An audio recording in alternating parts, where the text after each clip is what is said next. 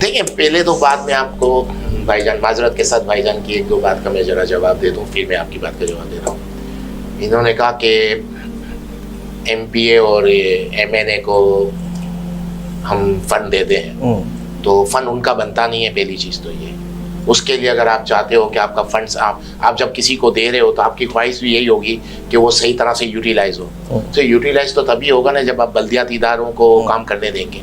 उनके election time पे नहीं करवाने की वजूहत मेरी समझ में थी, कैसे भी हालात हो जाए, तूफान हो जाए, कुछ भी हो, इलेक्शन हो सकते हैं। बल्दियाती इलेक्शन कोई प्रॉब्लम नहीं थी, कर देने चाहिए थे। ये इनकी कोता है, ये नहीं की, क्योंकि आप जब तक इनको बनाओगे नहीं तो काम जिनसे काम करवाना है उन्हीं को आप लाओगे नहीं तो काम ही नहीं होगा। फिर तो आपने बाद में प्रॉब्लम ही चलनी है।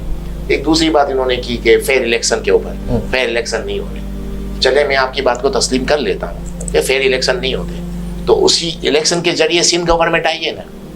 तो अगर फेयर इलेक्शन नहीं है तो फिर आप अपने ऊपर ही एक सवाल उठा रहे हो कि फेयर इलेक्शन नहीं है, तो फिर उसी इलेक्शन और उसी तरह के जो हालात थे उसी हालात के अंदर इलेक्शन हुए। अगर वो फेयर थे तो आपकी गवर्नमेंट एक्सेप्टेबल है, अगर वो फेयर नहीं थे तो फिर उनके साथ आप भी एक्सेप्टेबल नहीं हो। तो ये तो एक बात हो गई। अब आपने कहा कि हमें देखिए कराची में, देखिए बात ये नहीं है, कराची सिंध का कैपिटल है, इसमें दो राय नहीं है।